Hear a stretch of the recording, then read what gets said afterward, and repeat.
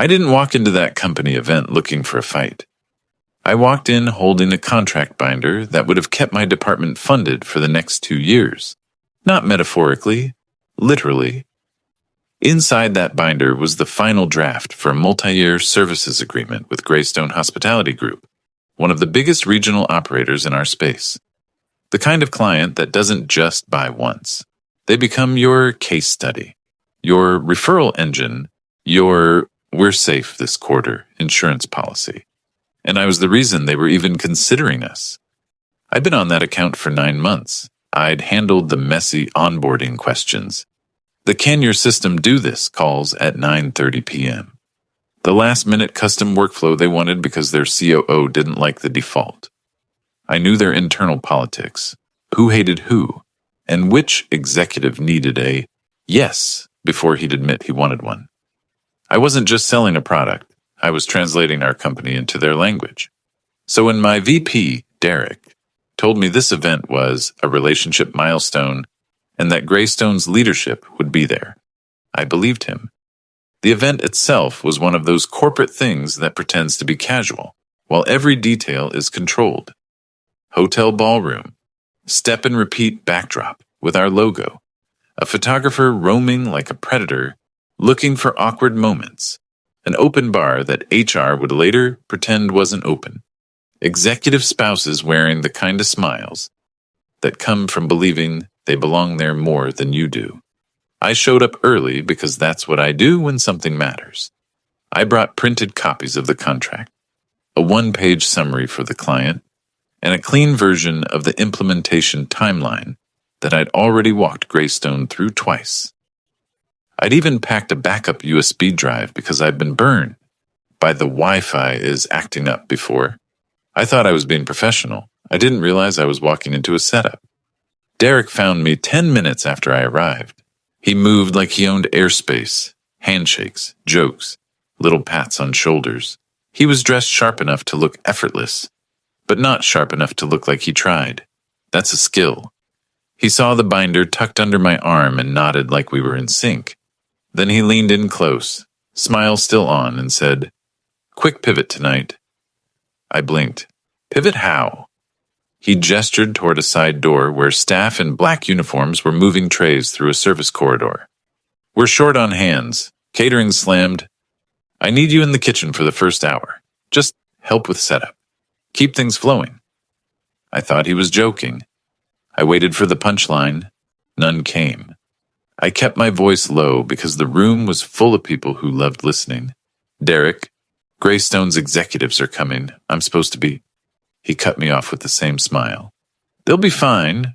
Mark will handle the greeting." Mark, his new favorite. 27. Perfect hair. Perfect teeth. Perfect resume with the kind of school name that makes executives nod before you finish speaking. Mark didn't know the account. Mark had never taken a late-night call from Greystone. Mark had been supporting by sitting in meetings and repeating what I said 5 minutes later with different adjectives. "You're the details guy," Derek continued, still smiling. "This is a vibe night. We need everything smooth. Help the staff. Keep the room looking good." I felt heat crawl up my neck. "What do you mean, in the kitchen?" I asked, still trying to give him a chance to correct himself. Derek finally let the smile tighten. "Don't make it a thing. We're all team players. Just do it." And the part that hit hardest wasn't his words. It was that 2 directors standing nearby definitely heard him. One of them looked down at her drink like it suddenly became fascinating. The other pretended to check his phone. Nobody said, "Wait, he's the account lead." Nobody questioned it. In that moment, I understood exactly what my position was in their eyes. Not a partner, not a lead, a utility, a tool you move out of the way when you want the picture to look cleaner.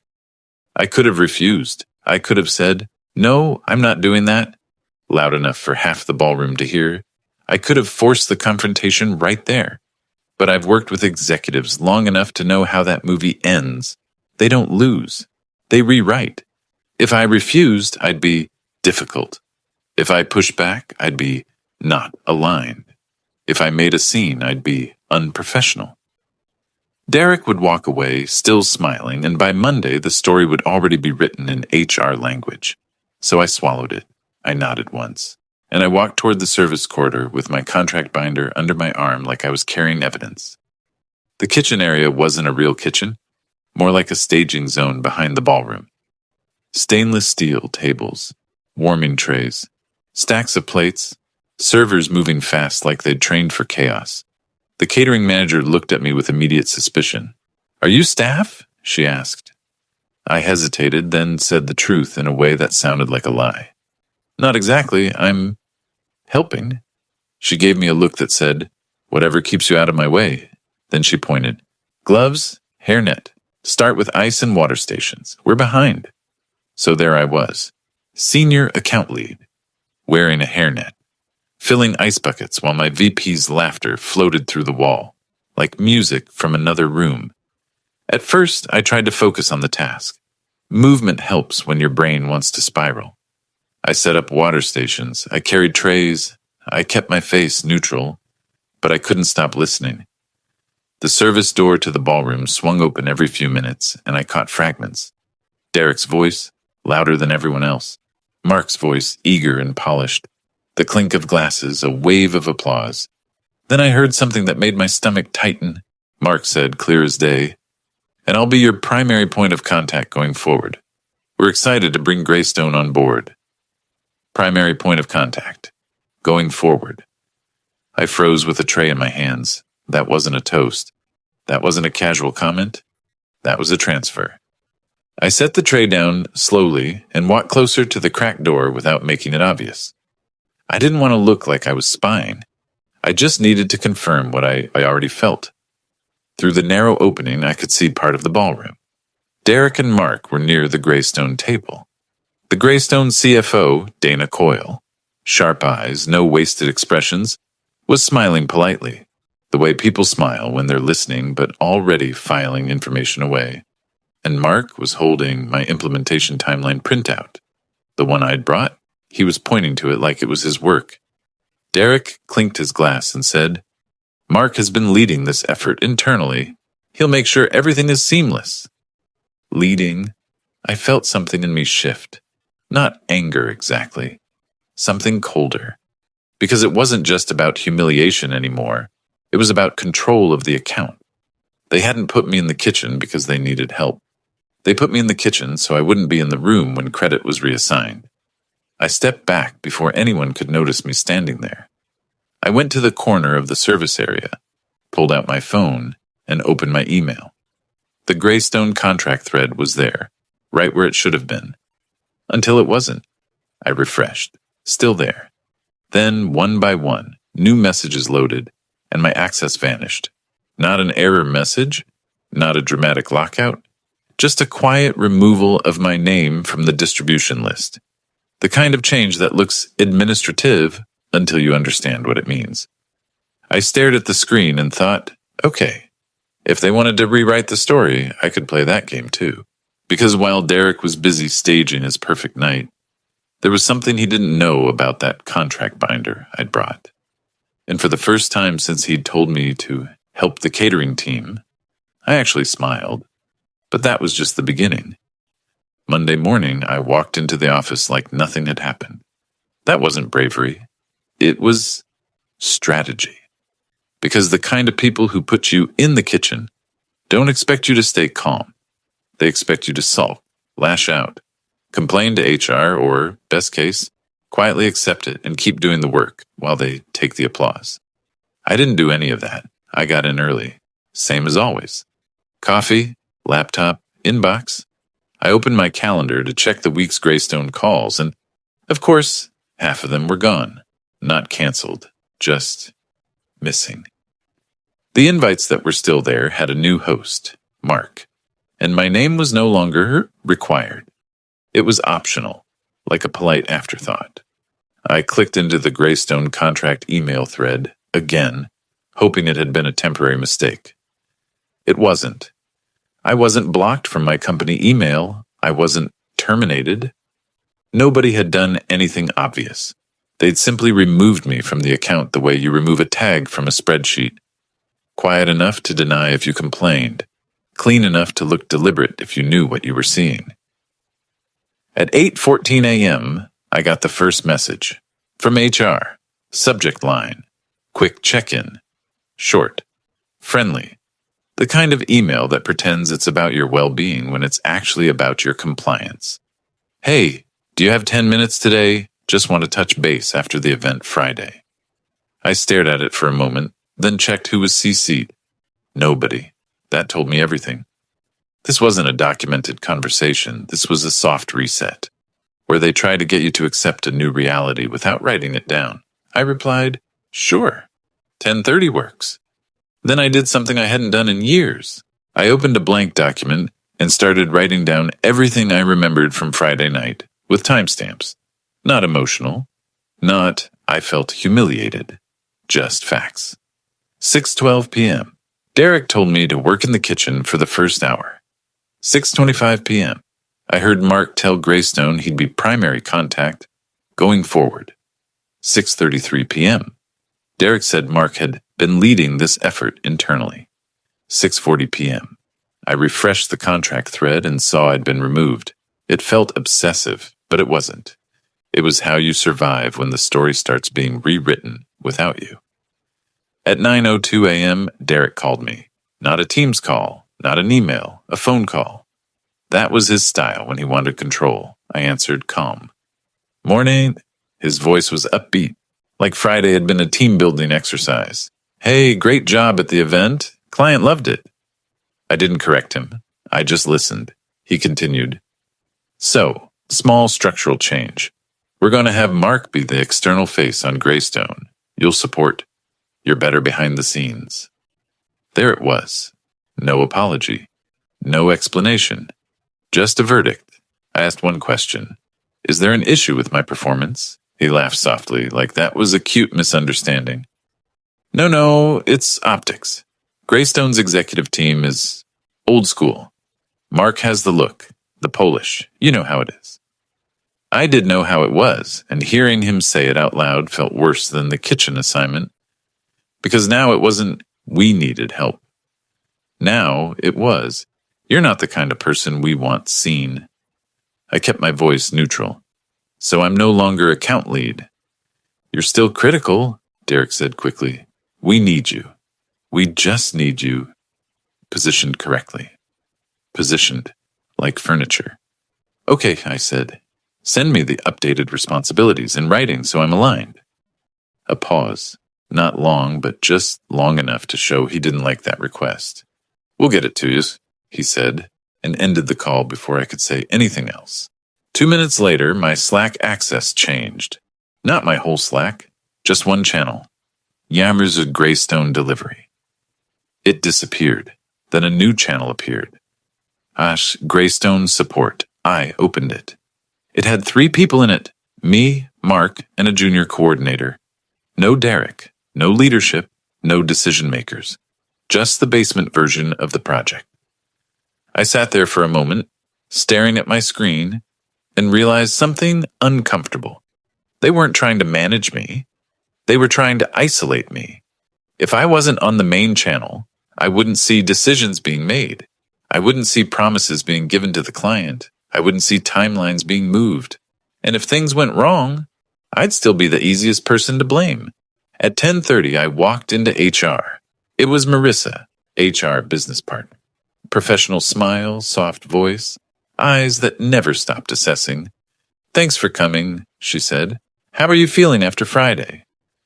The question was a trap. If I said I felt humiliated, she'd frame it as emotional sensitivity. If I said I was angry, she'd frame it as behavioral risk. If I said I was fine, she'd frame it as no issue. So I answered like an adult in a deposition. I'm fine. I want clarity on my role moving forward. Her smile tightened slightly. Of course. Derek mentioned there was some confusion. Not confusion, I said. A change. I was told Mark is primary contact and I'm support. I'd like that documented, including who owns deliverables. She blinked. We don't always document those nuances. Yes, I said. We do. When performance reviews and accountability depend on them. That landed. Marissa leaned back and folded her hands. Let me talk to Derek. Please do, I said, and while you're at it, I'd like access reinstated to the Greystone delivery channel and the contract thread, since I'm still expected to contribute. Her tone became warmer, almost motherly. We just don't want you to feel slighted. I held eye contact. This isn't about feelings. It's about scope and risk. Another pause. Then she said, Okay, I'll follow up. I left HR and went straight back to my desk. And that's when the email arrived that changed everything. Not from Derek, not from HR. From the Greystone CFO, Dana Coyle, directly to me. Subject line, quick question. 2 sentences. I noticed you weren't in the room for most of Friday. Are you still leading implementation on this contract? I stared at that email for a full 5 seconds. Because now I had confirmation of something critical. Greystone noticed. They didn't like the optics, and they were asking the one person who actually knew what was going on. I could have responded emotionally. I could have dumped the whole story on her. I didn't. I typed one calm sentence. Happy to clarify, can we do a 5-minute call today? I want to make sure you have accurate points of contact before you sign anything. Then I did the other thing Derek didn't expect. I opened the contract binder, and I read it again, from line 1 to the last signature block, because there was a clause in there that Derek had never bothered to understand. Not a dramatic gotcha. A real clause. The kind lawyers put in when they've been burned before. And if I played this correctly, it didn't just protect Greystone, it protected me. I didn't know it yet, but that decision would cost them everything. Dana called exactly on time. No small talk, no fake warmth, just a steady professional voice that told me she'd already decided what mattered and what didn't. Thanks for making time, she said. I'm going to be direct. Friday raised questions. I sat a little straighter in my chair. Understood. I met you during the technical walkthroughs, Dana continued. You knew the details. You answered without circling back to 3 other people. Then at the event, I'm told you're not the point of contact anymore. That's not how serious vendors operate. There it was. The thing Derek thought was optics, showing up as risk on the client side. I kept my tone measured. I'm still involved. What changed is internal positioning, not capability. Dana didn't take the bait. Positioning is capability from our side. If the person who built the implementation plan is suddenly optional, I need to understand why, and I need to know who owns accountability when something breaks. I paused just long enough to be respectful, not long enough to look evasive. You're right, I said. If you sign, you deserve clarity. Dana exhaled. Small, controlled. Good. Now the contract. My counsel flagged something on page 9, the key personnel section. My fingers tightened slightly around my pen, because that was the line Derek hadn't read, the one buried in plain language, not legal poetry. Greystone's contract required that the vendor assign specific key personnel to the account, and if those people were removed or reassigned without written consent, Greystone had options, real ones, not will escalate, but actual remedies. Dana continued, It names roles. It doesn't name a person, but it ties continuity to competence. We negotiated that because we've been burned before. I need to know if your company intends to swap the team after signing. I could have said, That's not my call, and ended the conversation safely, but that would have confirmed her fear. So I did what I always did. I answered like the person who actually understood the project. We don't intend to degrade the team, I said. If there's a change to key personnel, the contract requires notice and your written approval. That's standard protection.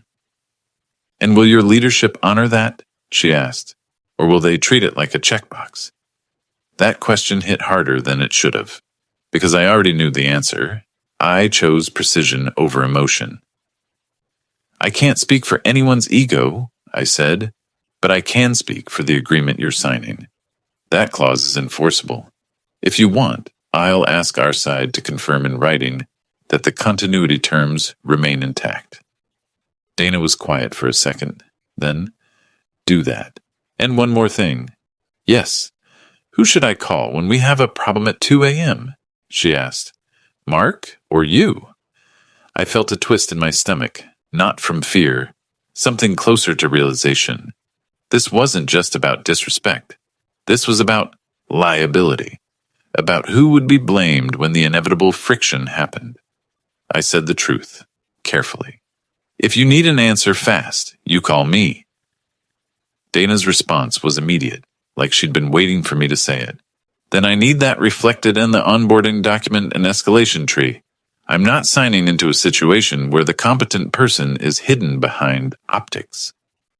When the call ended, I sat there staring at my calendar like it had changed shape. I'd been trying to be patient, thinking I could outlast this with calm professionalism, but the account wasn't a trophy. It was a machine. And Derek had just started pulling out working parts to make the picture prettier. And if that machine broke, he wouldn't blame Mark, he'd blame me, because I was already positioned as the support guy, the one in the background, the one who handles details, the easiest person to point to when something goes wrong. That night, I stopped being the hero. I stopped trying to save the project for people who were actively pushing me off the stage. I opened my document again and added new facts. 11:02 a.m. Dana requested written confirmation about key personnel continuity. 11:05 a.m. Dana asked me to be the escalation contact. 11:07 a.m. Dana stated she would not sign into an optic swap. Then I did the most boring thing in the world, because boring is how you win in corporate fights. I wrote an email, not angry, not dramatic, just clean, precise, impossible to misinterpret. Subject: Greystone. Continuity clause: confirmation requested. Derek, per my call with Dana Coyle, Greystone CFO. Today, Greystone is requesting written confirmation that key personnel continuity terms in the contract will be honored as written, and that any reassignment of key roles will be communicated and approved per the agreement. Dana also requested the escalation tree reflect the implementation lead, who can resolve issues in real time. I CC'd Mark and HR, not because I trusted them, because I wanted it impossible for them to later say, "We never knew." 3 minutes after I hit send, Mark appeared at my desk, like he'd been summoned by the words "in writing." His voice was low and tight. "Why are you emailing HR about this?" I didn't look up right away. I finished typing a note in my log. Then I met his eyes. Because Greystone asked for written confirmation. That's not a hallway conversation. Mark's jaw flexed. "You're making it look like leadership is unstable." I almost laughed. Almost. Instead, I said, "Leadership created the instability. I'm documenting the client's concern." He leaned in slightly, like proximity could change reality. "Derek wants you to stay in your lane." I kept my voice even. "My lane is the contract you want signed." Mark stared at me, then did something small and revealing. He softened, just a fraction, because he knew. He knew he couldn't answer Dana's questions. He knew he couldn't carry the account without the person who'd built it. "Okay," he said, quieter. "What does the clause actually let them do?" There it was. He didn't even know what he was standing on. I didn't gloat. I didn't punish him. I gave him the truth in one line. "It lets them pause or walk if key roles change without consent," I said, "and it gives them leverage to demand cure terms." Mark swallowed. "Send me the exact section." "I already did," I said. "It's in the contract. Page 9. He stood there a second longer, then walked away with the kind of stiff posture people have when they realize they've been handed a steering wheel. After the car's already on the highway, an hour later, a calendar invite hit my inbox. Greystone contract signing, Friday 4 p.m. Host, Mark required, Derek, optional, me optional, again. And beneath it, another invite, this one from Dana. Key personnel confirmation, today 5 p.m. I stared at both invites, side by side, and felt the last piece click into place. They weren't just sidelining me, they were planning to sign a contract that depended on me, while keeping me out of the room. And if I let that happen, I wouldn't just lose credit. I'd inherit blame. So I did the only thing that made sense. I opened the contract, scrolled to page 9, highlighted the key personnel clause, and prepared to make them answer for it. Because if they wanted to play optics, I was done playing along. And I didn't know it yet. But the next 48 hours were going to get loud. By 4:52 p.m., my calendar looked like a trap. 5 Sat p.m. Key personnel confirmation, Dana, 5:30 p.m. Greystone internal prep, Mark, 6 p.m. Quick sync, HR. 3 separate conversations. 1 subject, control. I joined Dana's call at 5 sharp. She wasn't alone. Her procurement lead was on, and so was outside counsel. That told me this had already moved from question to condition. Dana didn't waste a second. "We need written confirmation today," she said. "Not verbal, not, we'll see. We're not signing Friday if the continuity terms are treated like marketing copy." "I understand," I said. "I've escalated it internally." Her counsel jumped in. "To be clear, we don't need your company to name a person in the contract if they won't. But we do need the vendor to confirm that the implementation lead and escalation contact will remain consistent through onboarding, or we reserve remedies. We've been explicit," Dana added colder, "and we need to stop pretending Friday didn't happen." I didn't defend Derek. I didn't mention the kitchen.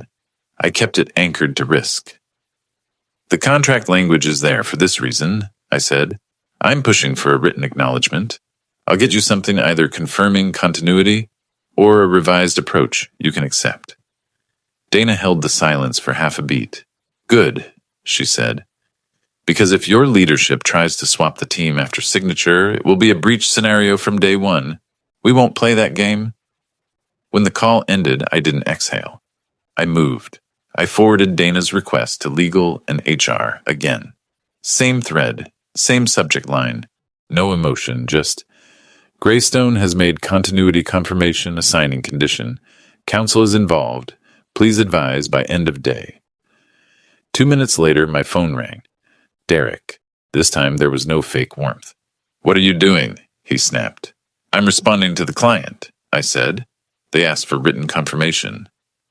"You're undermining me," he said. "You're making this look like leadership can't manage its own team." I kept my tone flat. "Leadership changed the team in public," the client noticed. "Now they're protecting themselves." His voice lowered. Dangerous. "Stay out of it. Mark is running this." I looked at my screen where my name still sat as optional on the signing invite. "Then you should be comfortable putting that in writing," I said, "because Greystone wants accountability. And if I'm support, I'm not the escalation lead." A pause. Then quiet, venomous. "You're being difficult." "No," I said. "I'm being precise." He hung up. At 5:30, Mark's Greystone internal prep started. Derek joined. 2 directors joined. Mark shared his screen, walking through my timeline like it belonged to him. Then he clicked into the key personnel section and stumbled. He read it once, then again slower. His face changed just enough, because the clause was simple and brutal. If key roles changed without Greystone's written consent, they could pause implementation, demand cure actions, and in certain conditions terminate for cause within a defined window. That wasn't a relationship issue. That was contractual leverage. Mark cleared his throat. "Okay, so we'll just confirm we're stable." Derek waved a hand like it was nothing. "Yeah, we'll send a nice email. Keep it moving." I spoke for the first time in that meeting. "It can't be vague," I said. "Dana has counsel involved. She asked for a specific acknowledgement tied to continuity and escalation." Derek's eyes cut to me. "You're optional on this call, remember?" I didn't blink. The client doesn't care what my calendar status says. They care who answers at 2 a.m. and who owns the implementation plan. A director muttered, "He's not wrong." Derek ignored her. He turned to Mark. "Draft something." Just say we'll have adequate coverage. I opened my mouth, then closed it, because adequate coverage would get shredded by counsel. It would also put the entire burden on whoever was quietly doing the work, me, without authority, to stop bad decisions. So I did the thing that forces reality to show up. I shared my screen. On it, Dana's email, her exact words, her deadline. Then I scrolled to the clause and highlighted the remedies. Nobody spoke. And then, silence. The kind that means someone just realized they've been gambling with money that isn't theirs. Derek's jaw tightened. Fine, he said. Legal will handle it. Legal did handle it. At 5:58, our Associate General Counsel, Priya, joined the thread. Her response was one paragraph and a single question. We can provide confirmation, but we need to define who Greystone considers key for implementation and escalation. Please confirm names, job titles, and whether any reassignment is planned prior to signature. That was not the answer Derek wanted, because now the problem had a spotlight and a witness. Derek immediately replied, fast, sloppy. Implementation team is stable. No plan changes. Priya responded within 3 minutes. Derek, Greystone is asking specifically about the implementation lead and escalation contact. Who is designated? Please reply with names. Mark stared at his screen like it might save him. Derek didn't answer. He called me instead. Come to Conference B, he said. I walked in at 6:17. Derek was there with HR, Marissa, Mark, and one of the directors. It wasn't a meeting. It was an ambush pretending to be alignment. Derek stood. Here's what's going to happen. Mark stays as external lead. You stay in support. We'll tell Greystone you're available for escalation, but Mark is the face. Everyone wins. I held my hands flat on the table. Calm. Oh, that doesn't answer legal's question. Marissa jumped in with that soft HR tone.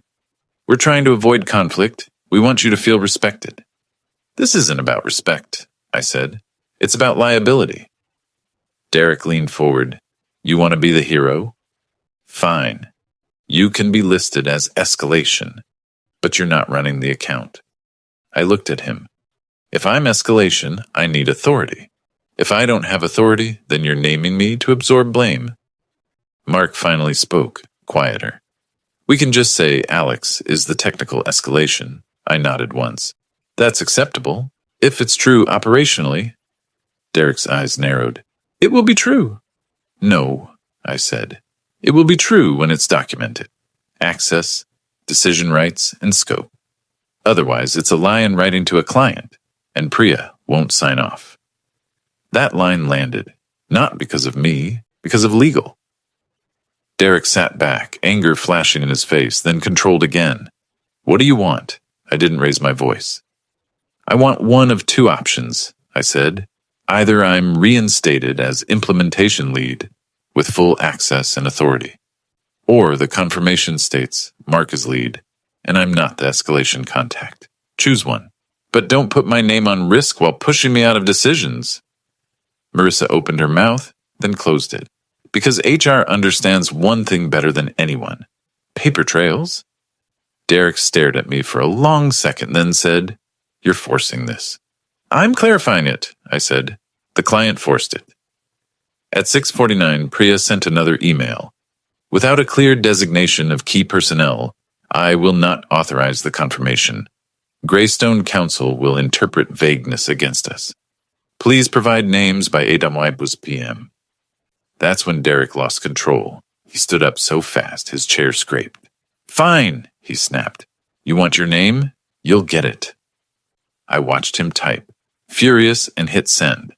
He designated me as the implementation lead and escalation contact for Greystone, in writing, to legal, to HR, to Mark. And then he added one sentence that was supposed to threaten me. Alex will support Mark externally and remain accountable for technical execution. Accountable, without authority. I didn't argue. I didn't react. I forwarded Derek's email to Priya and added one line. If I'm designated accountable, I need access reinstated to Down Greystone delivery and inclusion on all decision meetings, effective immediately. Then I did something that felt like a switch flipping. I stopped asking. I started setting terms. At 7:12, my access to the delivery channel returned. At 7:18, my name reappeared on the contract thread. At 7:23, Mark's calendar invite for the signing changed. I was no longer optional, I was required. And for the first time since Friday night, I felt a clean, quiet satisfaction. They thought I was gone. I wasn't. At 7:40, Dana emailed again, shorter, sharper. Confirm key personnel in writing tonight. If not received by noon tomorrow, signing is off. I stared at the screen, then looked at the office around me. People suddenly working late, voices tense, executives pacing like the floor had turned to glass. This was chaos. And it wasn't random. It was consequences, arriving exactly on schedule. Because now Derek had to choose.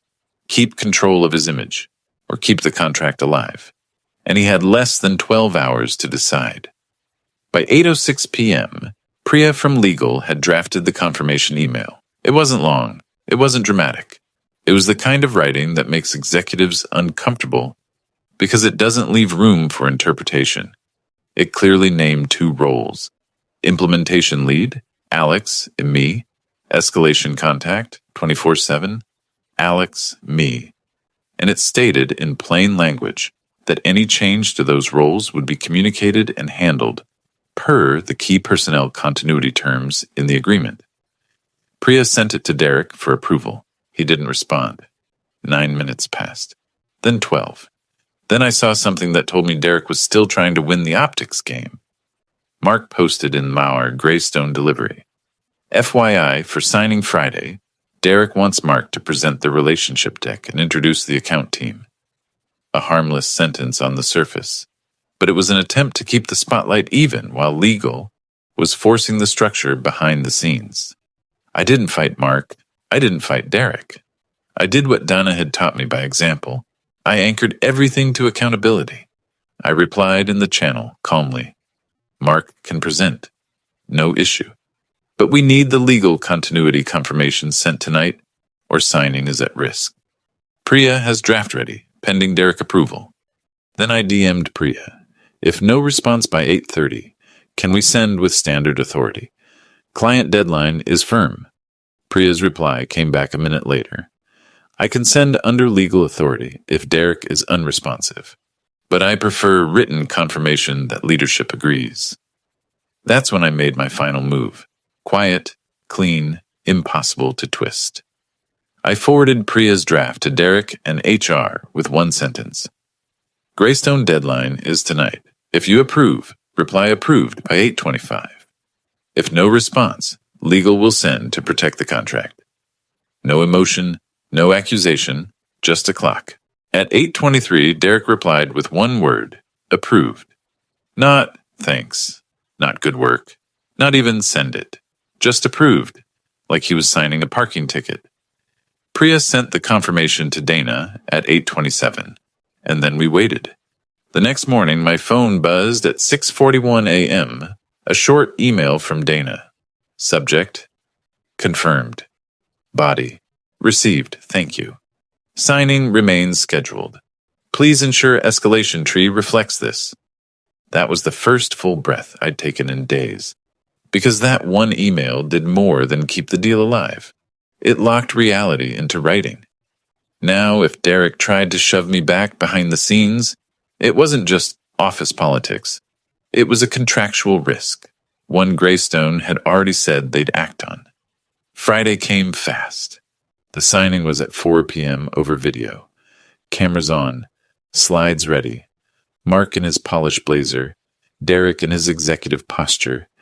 Everyone smiling like none of this had ever happened. And for the first 10 minutes, Derek got what he wanted. Mark presented the relationship deck. He talked about partnership. He said alignment about 8 times. Derek nodded with his practiced smile. Then Dana spoke. Before we sign, she said, calm as ice, I want to confirm key personnel continuity one more time, on the record. Who is implementation lead and who is escalation contact? Mark blinked, just once, but it was enough. He looked at Derek. Derek's smile held barely. Priya was on the call too, silent, watching like a judge. Derek cleared his throat. Implementation is a team effort, Dana. Dana didn't move. That's not what I asked. Silence. The kind that makes executives suddenly remember they're on camera. And then Dana said the sentence that honestly felt like karma, delivered by email signature. Because last week, the person who built this plan was put in the kitchen at your event. I don't sign contracts with vendors who play games with competence. Nobody laughed. Nobody smiled. Mark's face went a shade paler. Derek tried to recover. That was misinterpreted. Donna didn't argue. She simply stated, I received Legal's confirmation naming Alex as implementation lead and escalation contact. I want Alex to confirm it verbally right now, and I want him on our first 3 onboarding calls. If that changes without my written consent, we'll act under the continuity clause. Then she looked directly at me on screen. Alex? I kept my voice steady. Confirmed. I'll be on those calls, and I'll be accountable for implementation milestones and escalation response. Dana nodded once. Good. And that was it. No revenge monologue, no public humiliation, just a clean transfer of authority back to reality. They signed. After the call ended, Derek sent me a message. Good job. Let's keep things smooth going forward. I stared at it for a moment. Not because it angered me, because it revealed exactly who he was. He wasn't sorry. He wasn't humbled. He was simply adapting, because the client had forced him to.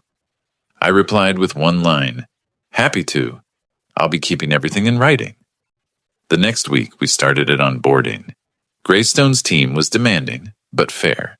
And because I had my access back, because I was in every decision meeting, implementation actually worked.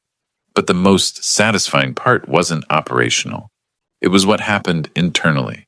A month later, Derek tried to quietly reassign me again, this time with a capacity planning excuse. He couldn't, because Priya stopped it in one email. Per our written confirmation to Greystone, reassignment requires client notice and consent. We are not initiating that. Derek didn't reply. He didn't have to. The room already knew, and that was the real ending.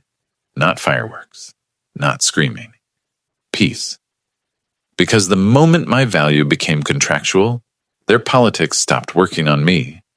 They could put me in the kitchen for a night, but they couldn't hide me from reality. And once you learn that, you don't beg for a seat at the table. You make the table legally binding.